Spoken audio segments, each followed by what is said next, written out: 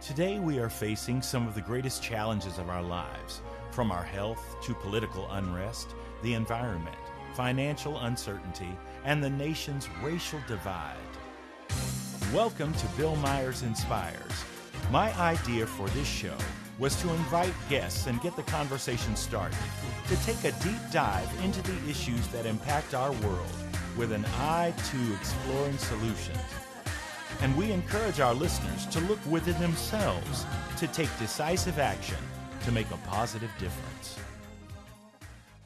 Welcome to Bill Myers Inspires. I'm your host, Bill Myers. And today we are venturing into a topic that I'm as interested as anyone to explore. And so today's title of the show is Black Men and Fitting In. And my guests today are Mr. Alan Jones and Mr. Phil Coleman. And Phil will be joining us in just a moment, but Alan is here right now. And I want to set up this show. Black Men and Fitting In seeks to explore the idea of what a Black man is, who decides and by whose definition. This in-depth discussion with Mr. Alan Jones and Mr. Phil Coleman are two Black men who have expressed their feelings as outsiders and culturally disconnected. So this show seeks to examine the personal and professional life experiences, stereotypes, perceptions, and feelings, whether real or imagined, on what it is to be a Black man in America. And so my guest that is with me currently is Alan Jones, and Alan is an American of African descent who grew up in a multiracial, multicultural environment almost from birth. His father took his mother and himself to England when he was just 2 years old. And since then, he has been spanning cultural barriers and learning about himself and the world he lives in. So please help me welcome my special guest today, Mr. Alan Jones. Alan, welcome to the show. Thanks for having me, Bill. Appreciate that. So I want to share with the audience how I came in contact with Alan. And as you recall, one of my very early shows was with a good friend of mine, Mr. Thomas Norman DeWolf. And we were talking about his background and his learning of that he was a descendant from the largest slave trading family in U.S. history. And from that, we also learned that he has committed himself to dealing with racial healing full time. And the organization that he is executive director of currently is called Coming to the Table. And so Tom has been talking to me about Coming to the Table for quite some time. I mean, about 10 years now. And I had expressed to him just before COVID hit my desire and interest to perhaps create a chapter of Coming to the Table right here in Indianapolis, Indiana. And then, of course, COVID hit and everything stopped. And so then he sent me an email and said that they had started an online virtual Coming to the Table chapter. And so I was eager to get involved with the activities of Coming to the Table. So I joined right on in, and it was through that connection and my involvement with Coming to the Table, the virtual group, which has members of all geographies involved, that I met Alan Jones. And we happened to be in the same little subgroup, breakout groups. And through those breakout groups, there were pretty insightful conversations and dialogues. And as a result of that, we connected outside of the confines of Coming to the Table. And in those discussions is when he expressed certain thoughts that he had sort of lightly touched on during the Coming to the Table meetings. But then when we had an opportunity to speak directly with one another, he was able to expound on that and share his thoughts and feelings about this idea, which actually formulated the concept and idea of this particular show, because I realized that this is an important dialogue and one that is shared by a number of people. So Alan, I want to first again welcome you once again on the show, but I want you to sort of tell us, fill in the blanks on your bio to the extent that you are associating with this idea of not fitting in. And I don't want to put words in your mouth. I want you to be able to share in that, at this time. So. Sure. Like I said in the bio, my dad, when I was like two and a half, took me to England. But before that, he was a choir director in Canada. I live in Detroit. So Windsor in Canada is right across the border. And he ended up he was a choir director for a Catholic church in Windsor. So from the very beginning, I was multicultural because I was crossing the border almost every week to be part of the choir. And then he won what they call a Fulbright scholarship and studied in England for a year. And so he took my mother and I over with him. And so again, I'm in a different culture by the age of 2.5. And even while there, it wasn't just the British culture. We ended up living in a predominantly Jewish neighborhood. So my sense of expansion and being part of a multicultural environment grew. Subsequently, my dad decided to send me to a boarding school in England. So I spent a lot of my, quote, formative years as a teenager in a boarding school in England. And when I came back to this country, it was a shock, a cultural shock, because a lot had happened in the 7.5 years that I was there. And I just didn't know where I fit in. I had a British accent. I spoke with British idioms. And so I wasn't people weren't quite sure what to do with me. I wasn't, quote, Black enough for some people, and I wasn't white either. So that began my journey of, well, where do I fit in? And it's been a process. Yeah. And it seems that you, not only in your early developmental years, that experience that you had when you came back to America and you're faced with, where do you fit into this scenario, but also then career-wise, I believe you had expressed that has followed you into that. You mentioned you are in the IT world of. Yeah, and it's interesting. I didn't realize it till recently, but next year I'll have been writing code for 50 years. So when I started, the languages that we know today, or C and all the things they talk about Java, hadn't even been invented yet. Things that we take for granted, having a computer in your phone, weren't there. Right. And I was there from the beginning. I did a lot of stuff, but at the same time, there weren't a whole lot of African Americans in the IT world. And the more I delve into it, especially in this country, the more I found it's a very closed world. And so I was very often the only Black person in the room, very often the only Black person in the company. Mm-hmm. And so, that feeling of where do you fit in just kept following me. Yeah. Well, Phil Coleman has joined us. Welcome, Phil. Hey, Bill. I want to now introduce you to Phil. Phil Coleman. Phil is passionate about what he is currently doing from a humanitarian perspective.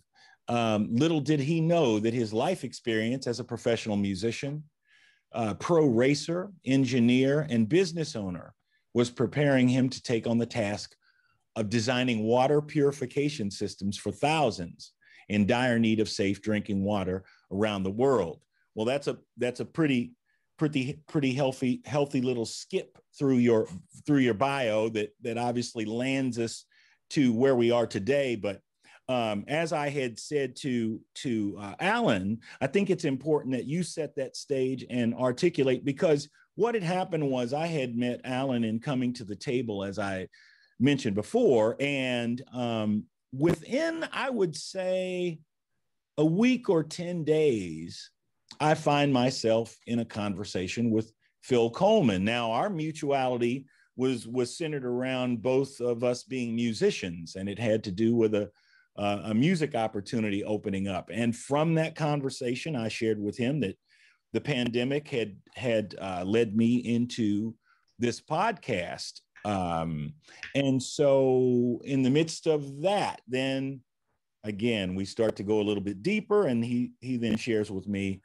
a very similar perspective as Alan. So I would like to, Phil, for you to just sort of set that stage and share with us the beginnings and that environment that leads you to a place of feeling like you do not fit in. Okay. Hi, Alan. It was kind of interesting. Alan and I have a very similar background. I've been in IT for 40 years myself. I worked for Digital Equipment Corporation and IBM, and as a field service engineer and world support engineer, and then into field service management. And we kind of went down the same kind of path because I've been everywhere I've gone within digital and IBM. It's been kind of the similar path. I've really been the only Black in that environment. But I know we're here to talk about how we started, which I'll do. But Alan, you and I can kind of talk together offline sometime. And I'm from Detroit as well, so we have a lot of similarities there. But I grew up in Indianapolis on the south side of town in an area called Fountain Square. And in those days, back in the, telling my age, but back in the 60s, you know, we were actually the only Black family there in that particular area. It's not that many there now, actually. But so I grew up with predominantly, mostly my white contemporaries. Mm-hmm. And so we had really no problem. I really didn't see color at all, because all my friends, we played cowboys and Indians. There's a little creek over there we call the Dead Man's Path. And, we all used to make these ropes and go across the water. So we didn't see any of that. Later on in life, I kind of saw a little bit, what was going on with King and Kennedy and so forth. But primarily in that particular environment, it was just us having fun as kids, and 1 through 8. And I got to high school, and it was certainly I would say a major cultural shock, because here are my Black counterparts. And I can remember to this day, some of the sisters used to call me Jive Coleman, and that kind of stuck with me, Jive Coleman. And you have no idea how something like that would impact you. And then some of the guys, they were wearing Florisham and Stacey Adams shoes, and all I had was some Hush Puppies and some blue jeans, which I was perfectly happy with. But I got talked about quite regularly. And but what was more interesting was the fact that I thought I was going to be embraced by my Black friends, I thought, but they did not want to associate with me because I was too jive. I talked a little bit different than they did, and the association was very limited. So it was an interesting phenomena in the lunchroom at this high school. All the whites were on one side of the cafeteria, and all the Blacks were on the other side of the cafeteria. And so I remember the very first day I went there, I really didn't know where to go. Should I go with it would associate with some of my white contemporaries or some of my Black contemporaries? But what happened was, no one really wanted to associate with me because the Blacks called me Jive and Square, and I wasn't fitting in at all. And I tried to with some of my, again, white contemporaries, and no, that was taboo then, because, I was not supposed to be in that area. So I ended up sitting by myself. So that's kind of gives you kind of the background there, Bill. Yeah. Well, I appreciate that. And we're going to go a little bit deeper into this because, again, I think we're being polite here. And I really want to get down with the get down. So let's hold on to that thought. That's a good jump off place. But we got to hit a commercial break right now, and we'll be right back in just a minute. You're listening to Bill Myers Inspires. I'm your host, Bill Myers, and today we're exploring Black men and fitting in. And we'll be back in just a moment. Today, we are facing some of the greatest challenges of our lives, from our health to political unrest, the environment, financial uncertainty, and the nation's racial divide. Tune in every Friday at 3 p.m. Eastern Standard Time for Bill Myers Inspires, as he and his guests take a deep dive into the issues that impact our world with an eye to exploring solutions. Emmy Award-winning actor Bill Myers is an accomplished actor, jazz musician, filmmaker, writer, educator, and speaker. As a biracial man who's both Black and white, Bill leverages his background, talents, and voice through creativity, compassion, and connection as activism for social justice to focus on uniting the divide and compelling change.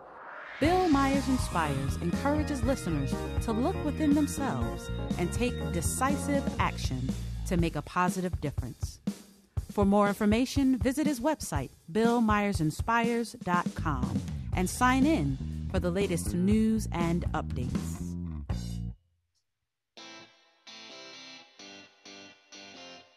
Are you a subject matter expert?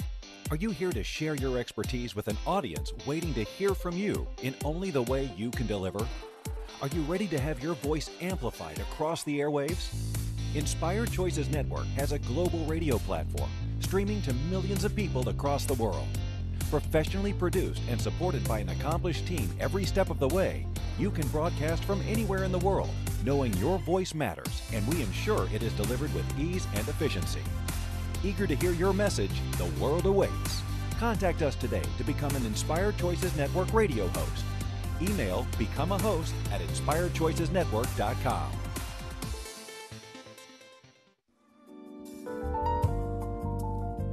You're listening to Bill Myers Inspires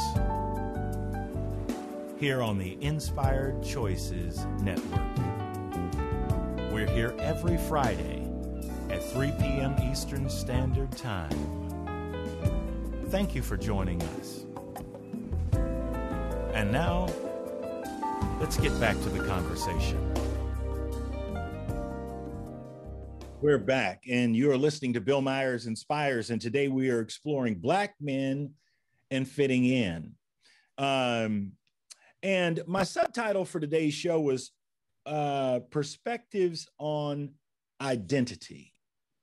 And that's really what we're talking about today, because we are dealing with two separate gentlemen who have expressed the idea that they did not fit in. And I think they're very different sort of circumstances. Alan, I'm going to ask that you pick up here and go a little bit deeper, because you share a lot of information. You oversimplified the move from England, because this was a whole thing from you that had to do with, as you talked about your father and the different activities that he was involved with, and and opera and all. I mean, it's a whole bigger piece. And so I think that for in all fairness, for us to really get closer to this identity issue, it would be good to flesh that out just a little bit more. Well, it's interesting because, the more I think about things, the more I talk about things, the more memories hit me. So I read a book a long time ago about the ways that African Americans survived.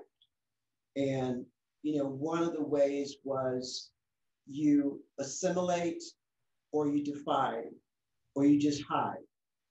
And in our family, there was sort of like a combination of all three. And I didn't realize the mixture until I got older. I was like 30 or 40 before I realized what part was assimilation, what part was defiance, and what part was what. But it went deeper than that because I also discovered that even my own family background was a mixture of cultures. My father was from the Deep South. My mother was from Barbados. I didn't realize until I was almost 50 that those two cultures were different. But they informed how I dealt with things. And so it was that sense of who am I? Because I loved hip hop. I loved LL Cool J when he first came out. But at the same time, I loved Bach. I mean, I was raised on Bach and Brahms and Beethoven. I wanted to be a composer, a serious classical composer. But at the same time, I love jazz. So there's that constant feeling of I'm not white and I'm not Black. And one of the things that we've talked about that really hit me this week especially is the word and. I don't want to be Black or white. I am Black and white. And that and is important because there are parts of me that were raised in the British system that I will never give up. There are parts of me that were raised in the Catholic system, which is traditionally a European-based religion. I don't want to give up. But at the same time, I love gospel. I mean, I got to see Andre Crouch twice. You know, I love that side of me. So, and that bumps into the acceptability of what white people expect you to be like. So they're okay when you talk about Bach and Brahms, but they're not okay if you want to bring in some Andre Crouch. And so, you know, that constant, by the same token, you know, if I'm talking to some Black folks, you know, they, like Phil said, they sort of look at you funny when you talk about Bach. Now, so long as you talk about, you know, some good music and what they decide is good music, you're okay. But so you constantly have this, you know, what we call it, the code switching. But when you're in that middle ground, you get tired of code switching. Okay. Okay. So Phil, you want to weigh in here? Because I want to sort of create equal space here. This is navigating the three-way conversation, and then I will jump right on in because I got some things to share with the both of you. Okay. So when I mentioned a polite thing is, I meant to sort of throw a little bit of a rock in our conversation because I want to have a serious conversation about Black men and not fitting in. Right now, I just don't want to. I mean, the niceties and stuff, that's fine. But we got Black people, we got white people, we got real issues. So I want to make sure that we're not dancing too much around the periphery because we don't need to be. I just want to make sure we hit the subject. You know what I mean? I mean, so and again, that's not a crack at you. I just am saying it's okay for us to say white and Black because that's what we're talking about in a lot of these cases. So, but go ahead. I'm sorry. Okay. Yeah, I didn't know I was being political. Or oh, no, it wasn't just you. I just want to accelerate because 55 minutes goes pretty quick. So I want to make sure that we get to some of the real subtopic pieces, you know, during this. So, but anyway, go ahead. I will hush my mouth. Okay. It's kind of funny. I'm telling you, Al and I, our paths are very similar. Growing up in that era, I was exposed to country music. I mean, that's really all I knew, you know, and other than when I got a little older, my father and brother played a lot of jazz, but that really wasn't kind of my thing at that particular time. And I even actually got dogged out by my own brother for liking country music, but it was my environment. And so again, I get to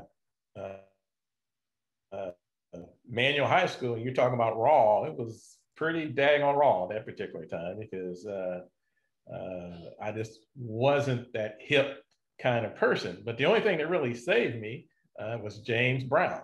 I really liked what he did with some rhythms and so forth. And but I still even had a conflict then because I was listening to a country station in Nashville, but in the same city, there was another station called WLAC out in Nashville, and they played R&B, and then you had the country stations playing that. So I kind of went back and forth, but it got into a area that was really uncomfortable because some of the white folks were looking at me as if I was a fraud playing country music, and I said, man, where are we at here? This is what I grew up with. It was my environment. And so, I had to learn how to talk hip, which I actually failed to do, but but playing music, it actually helped me to blend in with my white contemporaries and Black as well, because I was pretty daggone good on those drums. And so that kind of helped. Yeah. Yeah. Well, this is interesting because, okay, so as we talk about this, I was working under a premise of on Black men and fitting in, mostly the referral point of fitting in with other Black people. And so, I mean, because fitting in, Black men fitting in, I mean, Black men in mass are Black men. I mean, so the fitting in as it relates to trying to fit into white America, has its own challenge, but that's one that is shared by every Black man. What I'm talking about is when you say I don't fit in, then there's something here that would suggest to me as a Black man that you are having an issue mostly, and I'm not Black enough. So, and what that is. And so I want to challenge and really inquire about how do we see, what is a Black man? I mean, because I think that we may have framed in our own minds, perhaps, again, I toss this out for conversation, what our idea of a Black man is. And so now that forces us to engage stereotypes. Stereotypes are not found in zero truth. They are actually found in some truth, but then exaggerated and taken on to a whole other level. So I think that in the identification of what a Black man is, and one self being, Alan or Phil, you or me, saying, well, I don't really fit into that. Okay, but what is the that? And who's defined what that is? Because we must be able to recognize that throughout time, of course, we got the hipsters, the Cab Callaways or the James Browns or the contemporary culture as we know it, LL Cool J, whatever. We've got our contemporary culture that's always changing and morphing depending on hairstyles, the beat of the music, so on and so forth, that has that. So that's always the in group, the cool kids or whatever you want to call it. I don't know about Alan, but for me, I'm probably ruined because I don't feel like I fit in with anybody. I don't know if it's the media having a certain perception of what a Black man is supposed to be, or some of my Jewish media controlled entities. They have a whole different perception of white folks. And I'm just kind of vacillating somewhere there in the middle. But for example, I book bands at various places in Detroit and Indianapolis. And when I go to some of the Black clubs, I get a lot of haters. I don't know if I sound different or what it is, but I don't know if it's jealousy or what, but they are offended that I'm in that kind of position. But the managers put me there because I'm articulate enough to keep things moving and get things organized. But inside me, there's this feeling I've got to watch everything that I say because I'm going to be perceived as thinking I'm better than somebody else. And that's not the case at all. I just see myself as a separate individual trying to make it through life like everyone else. Mm-hmm. What about you, Alan? What do you think about that? We're coming up on. I was going to say, you know what? That's so real because, you know, I am me. I don't know, and I really did never think about what a Black man is defined as, because I see so many different kinds. Well, all I know is my experience is the same as Phil's. I will walk in a room, and because I speak a certain way, Black folks don't want to talk to me. You know, I mean, I have my barber and I were talking. I've been doing it for 20 years with my barber. He lost friends because we would talk in the barber shop and they didn't like what we were talking about. So he lost customers because they didn't want to be around us having a conversation. And part of it was the idioms of the speech patterns that I use. I'm like, what am I supposed to do about that? So that made them uncomfortable, is what you're saying. Uncomfortable. Right. And they chose to take their business elsewhere. We don't want to be bothered with whatever y'all talking about. Okay. All right. So okay, I got you. Can I add something to that, Bill? Okay, we got a break. We're at a break, but yeah, go ahead. Go ahead. Okay, real quick. I'm involved with a community outreach program, and oftentimes I have to call some of the homes. And let's say a kid answers the phone and asks to speak to a certain person, and they'll say, "There's some white man on the phone," and that just blows me away. I don't sound white or Black. I just sound like me. But it makes you very conscious of where you're at and your surroundings. Right. I got you. Well, hold on to that. We're going to come back and tap on that just a little bit more.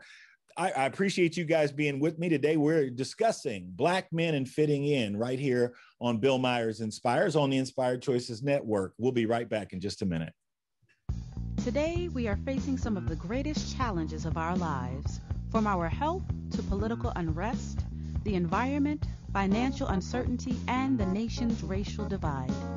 Tune in every Friday at 3 p.m. Eastern Standard Time for Bill Myers Inspires, as he and his guests take a deep dive into the issues that impact our world with an eye to exploring solutions. Emmy Award-winning actor Bill Myers is an accomplished actor, jazz musician, filmmaker, writer, educator, and speaker. As a biracial man who's both Black and white, Bill leverages his background, talent, and voice through creativity, compassion, and connection as activism for social justice to focus on uniting the divide and compelling change. Bill Myers Inspires encourages listeners to look within themselves and take decisive action to make a positive difference. For more information, visit his website, BillMyersInspires.com, and sign in for the latest news and updates.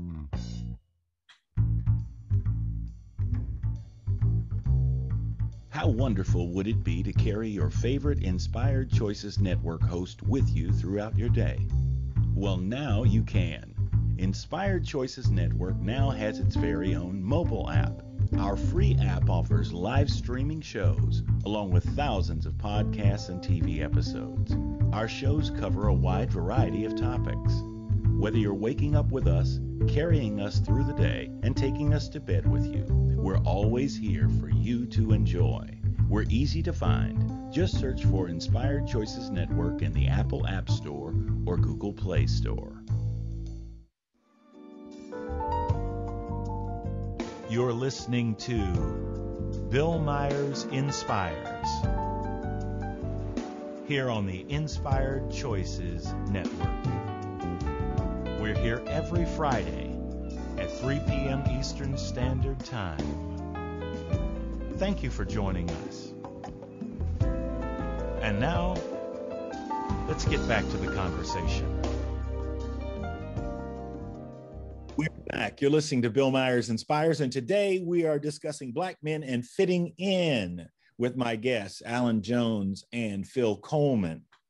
I want to share a couple of things with you. I guess the main thing that I wanted to make sure that we tackle is the idea, again, as you both had expressed to me, the idea of fitting in or feeling like a misfit or not culture acceptable in this or that. There's a number of things that you have said that I just want to sort of pull together and frame just a little bit. Number one, you had mentioned you mentioned music styles as a point, and Phil, you had mentioned that you listen to country music and that, and I want to double back to something. So I'm biracial. My mother is from a proud tradition of rednecks from Arkansas. These were guitar pickers. They were proud hillbillies and whatnot. And so you say any of those things to them, that was a badge of honor. So they weren't running from it. And there's a significant amount of racism that also comes with that package.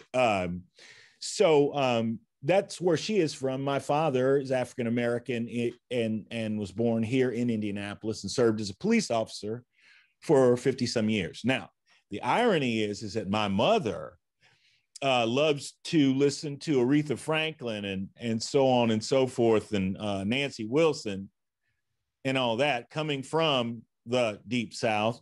And my father, the African American member of the family, loves country music. My mom can't stand it. She's like, turn that stuff off. But as you're talking about, that was something you were raised with every morning, getting ready for school as a child. It would be the country music station blasting away. So I'm as familiar with Conway Twitty, Dottie West, you name it, Loretta Lynn, Glenn Campbell, we can just go on and on. Merle Haggard, so I listened to country music every morning before I went to school. I can't say it was my choice, but I got very familiar and comfortable with the music, with the idiom of country music and the artists and the songs, and appreciated it quite a bit. Now, after school, I grew up in a Black neighborhood. So, but after school, I would tip down to my buddy's house 2 doors down, a Black family. And these were my brothers. Their father passed away of a heart attack in the front yard when I was a very small child. And they became my brothers from that moment forward. And we would, be pulling out, the Parliament Funkadelic and the whole other school of thought. So those things coexisted in my reality in the course of a day. So those things, but again, as I was listening to you, I'm sort of relating to that now. In the interest of that, again, we've got totally different, racial, cultural background scenarios. I guess my point is that I don't think that when we walk through this life and we think, for instance, that we are truly alone, that's a very dangerous place to be. And so I always feel it necessary to try to assist in uncovering the truth. And the truth is, I already know that none of us are alone. There are big pieces to our narratives that are actually shared by many, many people. And so again, as you were saying that, and you've already made common connection, Phil, you've made common connection with Alan on some of the points he was making. I want to take that a step further. I was speaking to my primary care doctor a few hours ago, and I happened to mention that I was doing my show today, and my topic was Black men and fitting in. At which point, and he is an African American doctor. I would imagine he's probably, 40, 45 or something like that. Anyway. And then he says, sort of, me too. And then started sharing from his experience of growing up in Catholic school, attending a Catholic university, getting his medical degree, and all of this, as he's framing through, he's outlining all of these times and this sort of isolation or feeling disconnected from the larger sort of culture, as it were. He feels like he didn't fit in. But then he went on to tell me that there's a posse of professionals that he was in school with. One is a lawyer, one is a military officer wanted. So he started identifying these various other African Americans who also feel that same sense of they are by themselves. What the irony is, you're telling me about community when you say that. Well, I want to jump in here a little bit. Yeah, no, go ahead. It's not so much, it's more isolation than aloneness. Because I mean, yeah, obviously Phil and I have these similar experiences, but Phil and I haven't met till right now. Right. And so the thing is, you can have common experiences, but if you are not in community physically, socially, you feel the isolation. And I think that's what we're talking about. It's not you, and that I think is the hard part. And for me, the more I look at this, I think, especially for African American men, we are raised in isolation. Sometimes we're raised in isolation for protection, because a group of African American men get together, and all of a sudden you have police people following you. You walk down the street by yourself, you're going to be followed. You walk down with 3 or 4, you're going to have a group of cops following you. So in some respects, that isolation is maybe a survival technique, but there are consequences to that. Yeah, but there's consequences both ways, wouldn't you think? I mean, one argument is safety in numbers, and so then the other one is, but numbers can cause not for us problem, right? So I mean, and that's what's so interesting about this topic, is because there's several different, and that's why I said, perceptions of identity, because and now that also comes back to who the perceiver is, who's the person that's reading into this situation and what are they seeing, becomes really the deal. But I that is valid. It's interesting too, because as you mentioned IT and you mentioned Bach and many of these types of things, some of these things fall under a categorical place of uncoolness in our school culture, right? So none of the cool people are talking about that. None of the cool kids were talking about marching band. You know what I mean? And none of the cool kids were talking. So they were in a whole other thing. But also when you mention where you landed in the world of IT, and I wanted to get into that here. First of all, let me address the notion of the cool and that sort of culture thing, which if what we're talking about is our early developmental years, i.e. K through 12, there is a strong case to be made that maturation process through that gauntlet of things is traumatizing and has a lasting effect on the rest of our lives. And so I want to be very clear about that, because it very much does, because those early experiences start formulating your thought process, your awareness, you know what I mean? And then that helps shape your worldview from that point forward. I mean, we learn how to walk, and then we just continue doing that same foot after another for the rest of our lives. But we learn that very early. So if we learned how to walk sideways, we'd probably spend the rest of our lives walking sideways, right? So I just wanted to share something about this. There's a couple of really key points. Number one is being the only Black in the room. That's a big deal.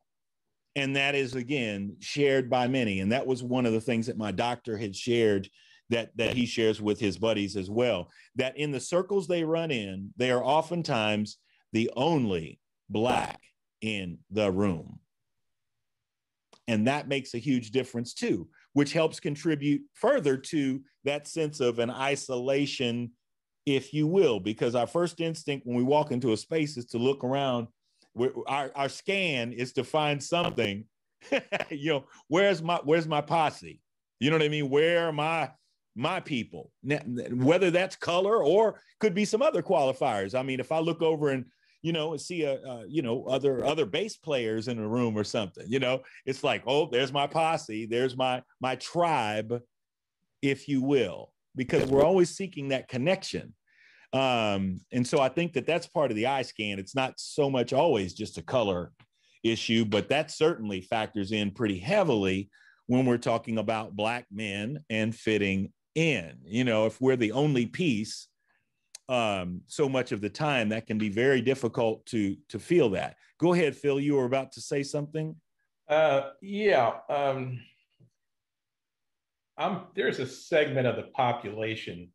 There are thousands and thousands of people like Alan and myself, and I would venture to say that most of them have developed their own survival strategy, and that strategy is based on probably performance, a byproduct of the worst of times, which is the isolation that we're talking about, can yield some positive benefits. I clearly remember 10 years old going to Indianapolis Raceway Park.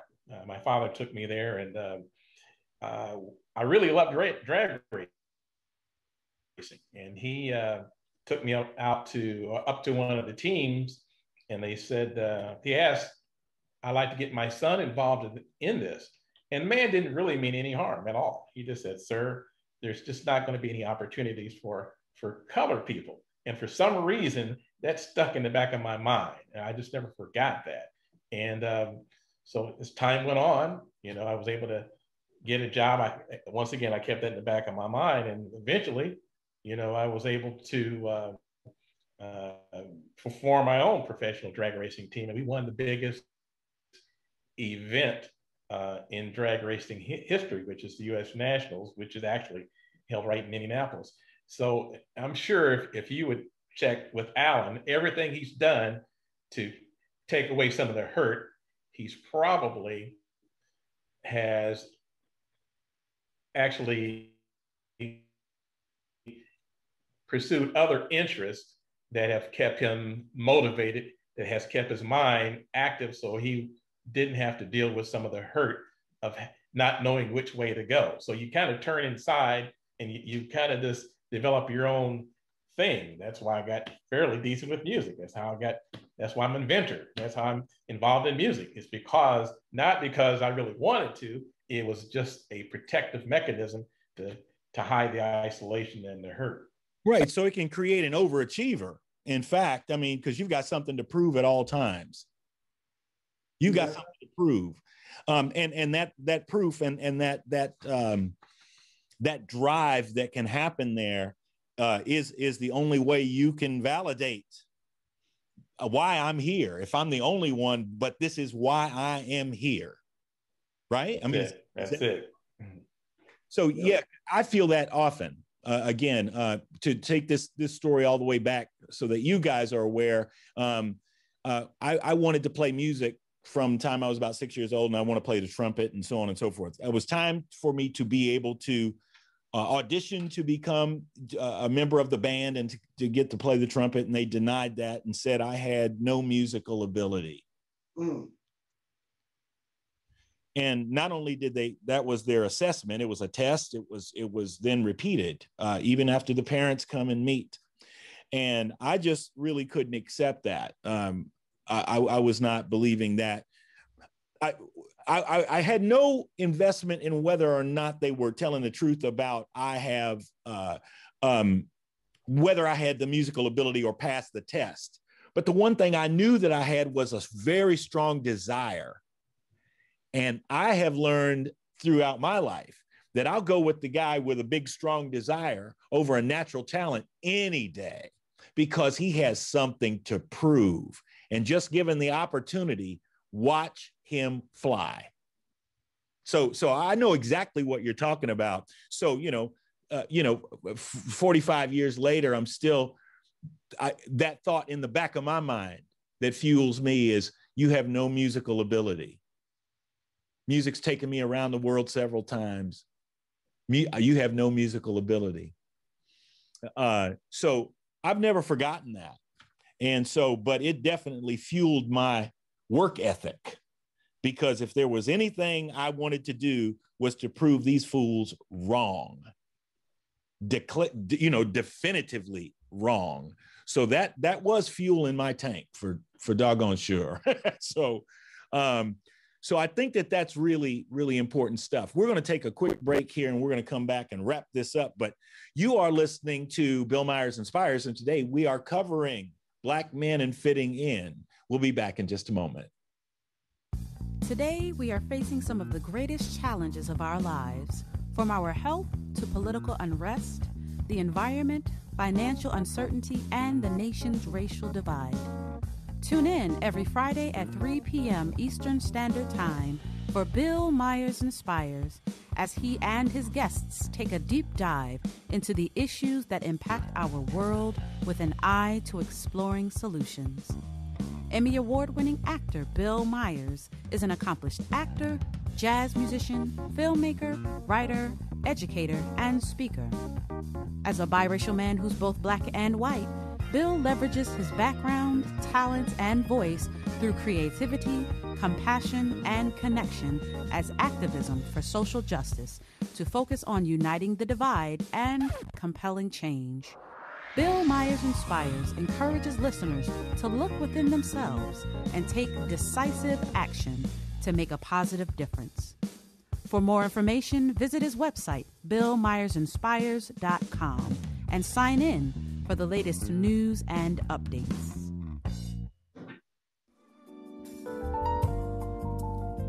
You're listening to Bill Myers Inspires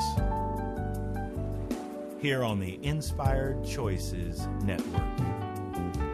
We're here every Friday at 3 p.m. Eastern Standard Time. Thank you for joining us. And now, let's get back to the conversation. We're back. You're listening to Bill Myers Inspires, and today we are having a discussion with Mr. Alan Jones and Phil Coleman on Black men and fitting in. And I think, to your point, Alan, a lot of times that notion of, yes, you can have sort of community and sort of connect dots, but at the end of all of this, I think what we're really zeroing in on is how these experiences make us feel. Yep. I just wanted to chime in because the two of you were talking about the inspiration of being at the isolation. And I have to tell you my final story, which goes back to what you said. I'm currently full-time employed for the first time in my 30 years with a company, because being in IT, I had to pick and choose and trying to survive. But 5 years ago, I was hired at the age of 61 by a software company. And when my manager talked to me after they hired me, he said exactly what you two said. He picked me because I had the desire and the strength, and also I was an overachiever. But that overachievement came exactly from what you both said, this feeling of isolation. And so, I took it to, I always used to tell people, the best revenge is success.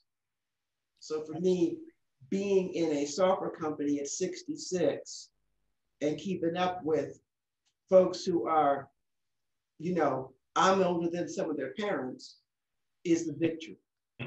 That's awesome. That's awesome. Well, and congratulations on all fronts, because whenever you can sort of stick it to them, I'm in the back, man, with, pom-poms, full band, cheering this whole thing on. Because that's the point, is that I refuse to allow someone else to define who I am and what I am capable and not capable of, because I've yet to meet a wall I could not climb. So I love a good challenge, and life has certainly been that way, for me, and as it is for you, and as it is absolutely for everyone. So I thank you, gentlemen, for joining me in this conversation today, and we'll come and visit this some other time, but we are getting ready to sign out of here. You are listening to Bill Myers Inspires, and we are talking about Black men and fitting in. And we thank you for joining us today, and we will see you next week. Thank you. Thank you for spending your afternoon right here with us at Bill Myers Inspires. Remember, we're here every Friday at 3 p.m. Eastern Standard Time. on the Inspired Choices Network. Remember to take time this week to take a breath and look within yourself and figure out how you can make a positive difference in this world. Spread the word, and we'll see you here next Friday. Have a wonderful week.